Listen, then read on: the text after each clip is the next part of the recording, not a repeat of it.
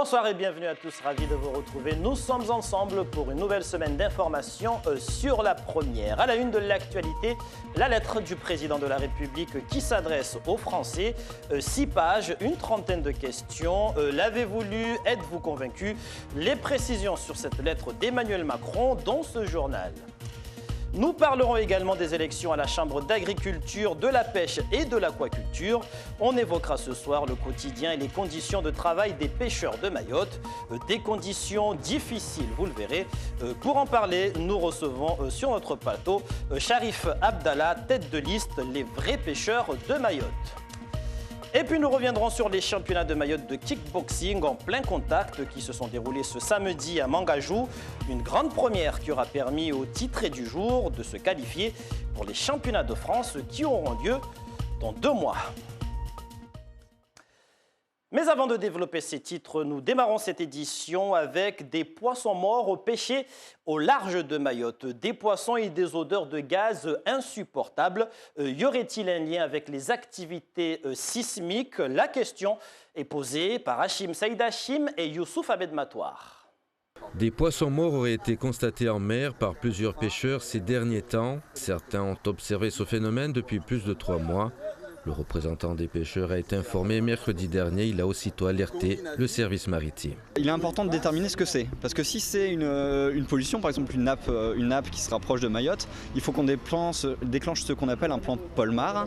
Voilà. Si ça vient du fond de la mer parce que c'est lié au séisme en ce moment, voilà, il faudra peut-être étudier ça. En tout cas, nous, on a informé la préfecture qui se charge de prévenir les différents services de l'État. Une enquête déterminera la cause de ce mystère des poissons morts au large de nos côtes. L'actualité, c'est donc la lettre d'Emmanuel Macron publiée ce matin pour préciser le cadre du grand débat censé répondre à la crise des Gilets jaunes. Une lettre que l'on retrouve dans la presse, sur Internet et sur les réseaux sociaux. L'avez-vous lu? Qu'en pensez-vous? En êtes-vous convaincu? Réponse dans les rues de Bordeaux avec Julien Bigard. Une longue lettre qui se veut une main tendue aux Français pour les inviter à s'exprimer. À Bordeaux, l'un des centres de la contestation, beaucoup d'habitants ont pris le temps de la lire avec intérêt.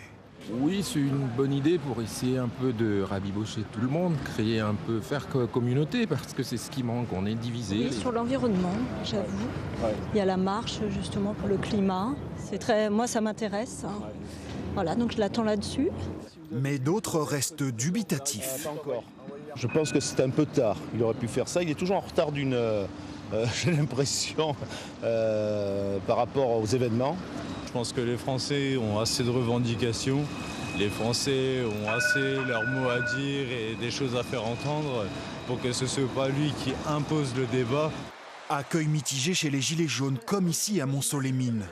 Journal à la main, les questions d'Emmanuel Macron entraînent le débat. C'est une interro écrite qui nous fait. Oui. Quelles sont les économies qui... L'immigration, l'accueil des étrangers. Mais ça a déjà tout été signé au Maroc. Pas de question interdite. Mais par contre, on ne touche pas aucune mesure fiscale. Alors à quoi ça sert tout ça? Encore à rien, ni économique. Donc je pensais qu'il allait parler de la retraite, du pouvoir d'achat. Penses-tu? Rien là-dessus. Près de Martigues, sur ce rond-point, ce retraité n'a même pas voulu jeter un œil à la lettre. Pas besoin de la lire, la lettre.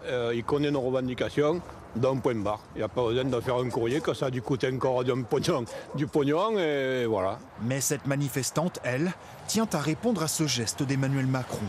Et elle aussi a décidé de prendre sa plume. Il a fait le petit effort de faire la lettre alors qu'il aurait dû la faire depuis longtemps. Je vais répondre à cette lettre, point par point, et j'enverrai ma réponse à l'Élysée. Emmanuel Macron voulait rassembler les Français autour de son débat. Sa trentaine de questions les divise pour l'instant. Et pour décortiquer cette lettre d'Emmanuel Macron adressée aux Français, Misbah Oudine Bakar nous a rejoint sur ce plateau. Bonsoir Misbah. Bonsoir Papinon. Alors que peut-on retenir de cette lettre? La France n'est pas un pays comme les autres. Le sens des injustices y est plus vif qu'ailleurs. Voilà comment Emmanuel Macron débute son courrier, vous l'avez dit, de 6 pages adressé aux Français. Un courrier, comme vous l'avez dit, qui s'inscrit dans le cadre du grand débat national.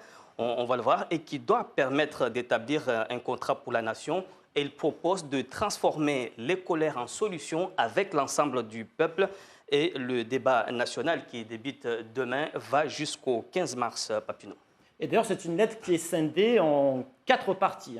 Alors, il y a 4 thèmes dans ce courrier et dans chaque thème, il y a des questions suggérées par le président. Il y a une trentaine au total. Et on va voir le premier thème, fiscalité et dépenses publiques. Emmanuel Macron suggère comment pourrait-on rendre notre fiscalité plus juste et plus efficace. Le deuxième thème, organisation de l'État et des services publics. Là-dessus, la question du président, entre autres, faut-il renforcer la décentralisation et donner plus de pouvoir de décision et d'action au plus près des citoyens? On va voir ensemble les 2 autres thèmes. Les 2 autres thèmes qui restent, la transition écologique. Et là-dessus, parmi les questions, quelles propositions concrètes feriez-vous pour accélérer notre transition environnementale? Et le dernier thème, c'est la démocratie et la citoyenneté. Ça a été largement débattu pendant ce mouvement des Gilets jaunes. Et les questions, entre autres, faut-il reconnaître le vote blanc ou faut-il rendre le vote obligatoire? Alors, il faut savoir, Papineau, que l'immigration ne figure pas parmi les 4 thématiques, mais Emmanuel Macron en parle quand même, et on peut lire entre les lignes l'idée d'un quota. Il suggère l'idée d'un quota, mais aussi il rajoute « Que proposez-vous afin de répondre à ce défi qui va durer ?» Alors, globalement, comment ce courrier est-il accueilli et qu'en est-il de Mayotte? Alors, l'opposition, dans son ensemble, est un peu virulente. Elle fustige l'absence du débat autour de l'ISF qui avait cristallisé ce mouvement, mais l'opposition avance aussi, pointe du doigt l'absence de certaines questions liées à l'injustice fiscale et sociale. Et on a vu dans le sujet de France 2 qu'en métropole, dans les rues de Bordeaux notamment, les gilets jaunes sont partagés, ils sont mitigés. Mais dans les réseaux sociaux, ils ont un avis très critique. Ils préparent l'acte 9 du mouvement et pour eux, ce courrier est un non-événement. Et s'agissant de Mayotte, Mayotte qui fait partie de la nation va participer également à ce grand débat national. Et la préfecture nous renvoie au site du grand débat qu'on va voir affiché www.granddébat.fr. Merci Miss Baudine Bakar pour toutes ces précisions. Et on en vient aux élections de la CAPAM qui se tiennent ce mois de janvier. La Chambre d'agriculture, de la pêche et de l'aquaculture de Mayotte qui suscite de nombreuses listes candidates pour présider la structure. Et aujourd'hui, nous nous intéressons au secteur de la pêche. Si beaucoup en vivent, force est de constater que beaucoup reste à faire. L'organisation, les conditions de travail ainsi que la sécurité en mer. Plus de précisions dans ce reportage d'Hachim Saïd Hachim et Youssouf Ahmed Matouar. Le secteur pêche a commencé à se réorganiser réellement à Mayotte en 2016.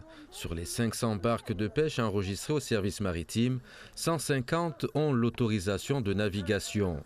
Les 350 restantes ne seraient pas aux normes, mais elles disposent d'une dérogation d'activité jusqu'en 2021, accordée par le service maritime. La dérogation qui nous a fait notre collègue pêcheur qui n'ont pas de visite, il a donné une dérogation de pêcher pour s'économiser, acheter de nouveaux bateaux qui sont en sécurité, de nouvelles générations de bateaux qui vont venir ici. On a fait en sorte de travailler sur ça, ce sujet-là, quand même, on a de retombées. Une nouvelle génération de bateaux est attendue à la fin de l'année pour remplacer les embarcations actuelles sans abri ni réservoir de carburant, un danger permanent pour les marins pêcheurs. Le bateau que vous voyez là, ils ne sont pas en sécurité parce qu'on amène 2 bidons de l'essence. Ce n'est pas en sécurité.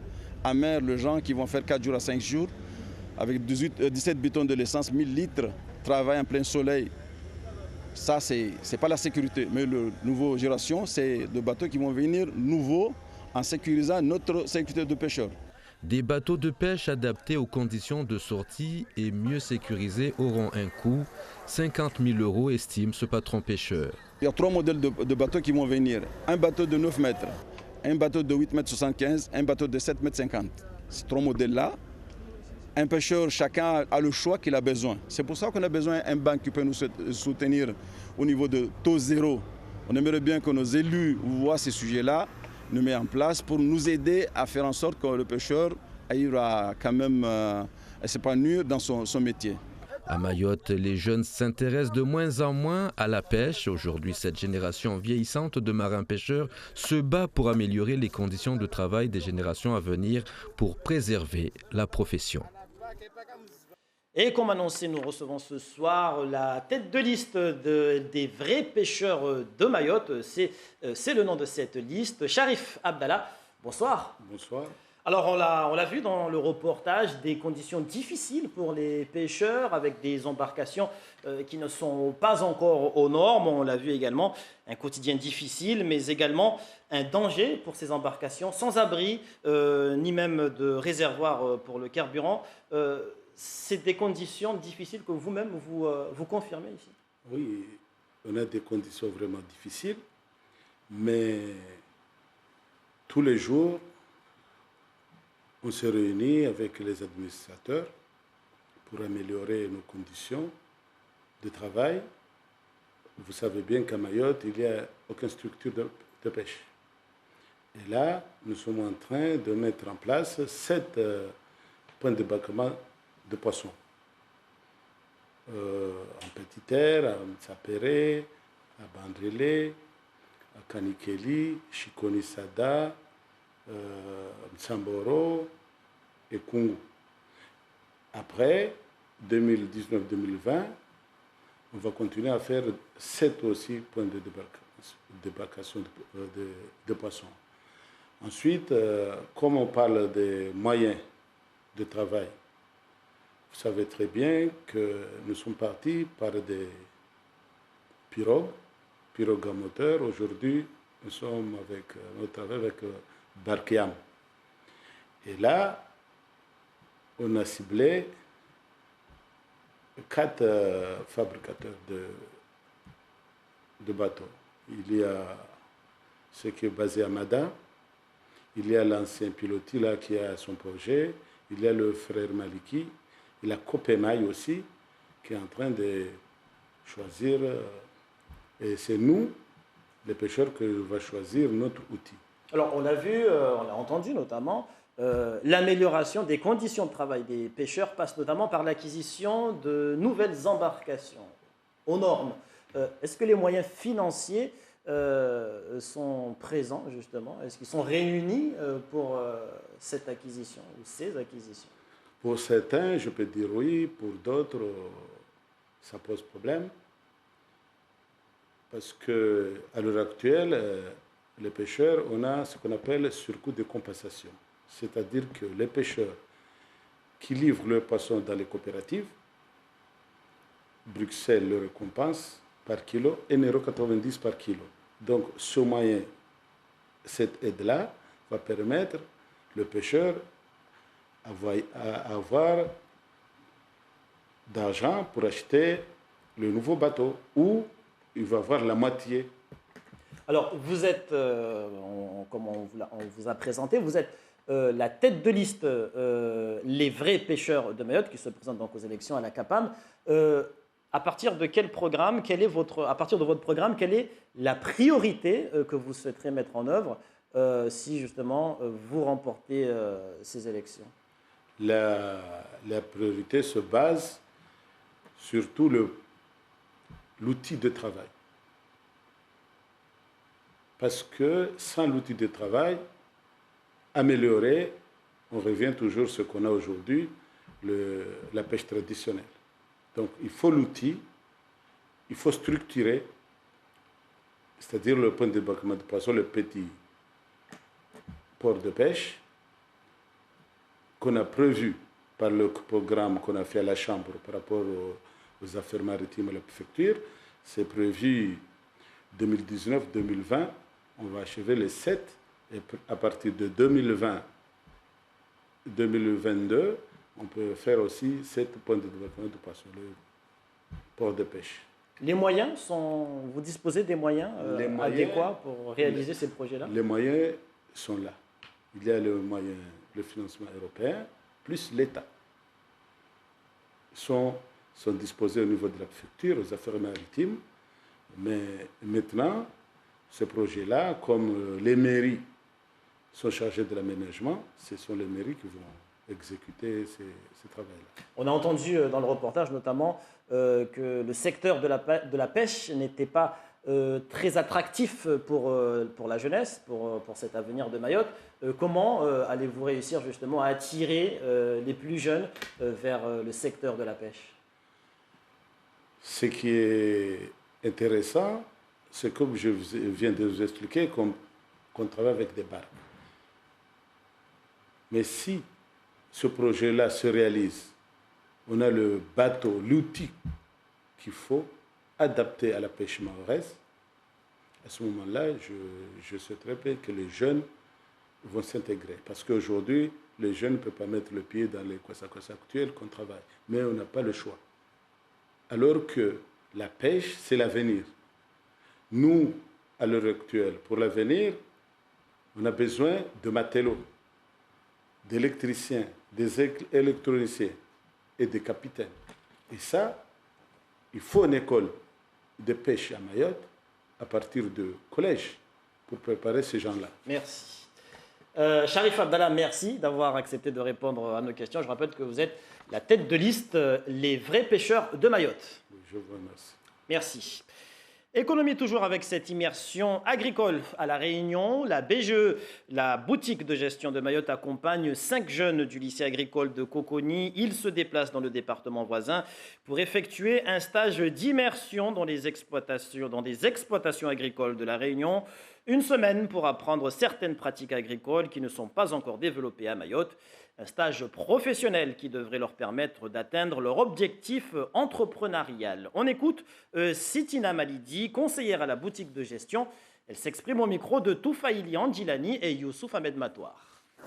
L'objectif de ce stage d'immersion est de sécuriser leur parcours, mais aussi leur permettre de découvrir le métier de l'agriculture à grandeur réelle à La Réunion.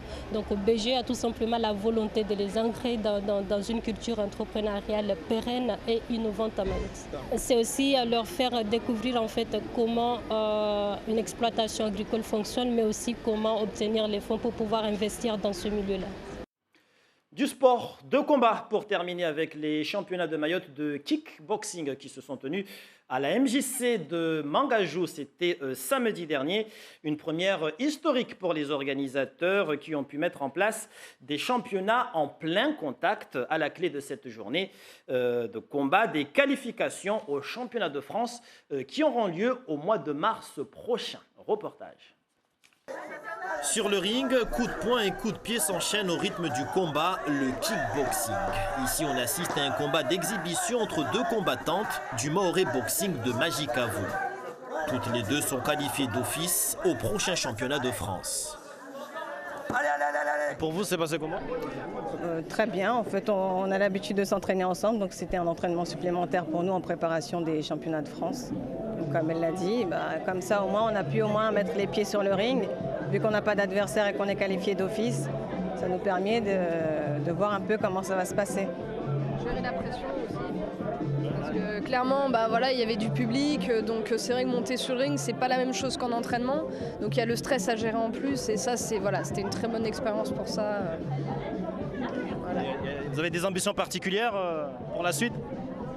Gagner le championnat de France, si c'est possible, ce serait bien. On va tout faire pour. Voilà, on va travailler pour. Ouais. Autre catégorie à l'affiche, celle des moins de 57 kilos. Après un premier round équilibré entre les 2 combattants, c'est Adam Gendoz qui remporte finalement le duel au 2e round suite à l'abandon de son adversaire, Yassine Ben Hassan du Boxing Club de Gombani. Comment tu as réussi à faire la différence et l'emporter au deuxième round? Je pense que j'ai dû trouver un moyen. J'ai vu il allait mal, donc j'ai vu dès qu'il allait vers le coin, j'ai commencé à tout envoyer. Et du coup, c'est quoi la suite maintenant que tu es champion de Mayotte? C'est quoi la suite? C'est quoi tes ambitions pour la suite? Je vais m'entraîner et tout donner pour le championnat en France. Je vais m'entraîner tous les jours pour réussir. Outre le titre de champion de Mayotte, les vainqueurs de la journée décrochent par l'occasion leur qualification pour le prochain championnat de France. Un événement pour lequel la Ligue de kickboxing se veut ambitieuse. En vue de notre stratégie Ligue, nous on est actuellement 2 en sélection de Mayotte qui avons fait les challenges internationaux Madagascar, La Réunion. Donc c'est moi-même, Victor et Erwan du C2M. Donc Victor du Fight Club et Erwan du C2M avons participé à beaucoup de compétitions océan Indien. On en a gagné. Et pour ces 2 disciplines-là, on a aussi Omar qui n'a pas encore participé aux championnats internationaux mais qui est prétendant. Donc pour ces 3 personnes-là de la délégation Mayotte, on vise clairement un podium au championnat de France au mois de mars-avril. Rendez-vous donc dans 2 mois dans l'Hexagone pour tenter de décrocher des médailles au championnat de France. Des images signées Atoumani Simba. Et c'est sur ces images que nous refermons cette édition, une édition marquée par la lettre du président de la République publiée ce matin et adressée aux Français, une lettre pour préciser le cadre du grand débat censé répondre à la crise des Gilets jaunes, une lettre que l'on retrouve dans la presse, sur Internet et sur les réseaux sociaux. Les Français, pour leur part, restent partagés sur cette initiative entre les convaincus et les dubitatives. Quant à l'opposition, l'opposition parle de poudre aux yeux. Merci pour toute votre attention accordée à ce journal. Dans un instant, je vous retrouverai pour le journal en mahorais. Passez une très belle soirée avec nos programmes sur La Première. À demain.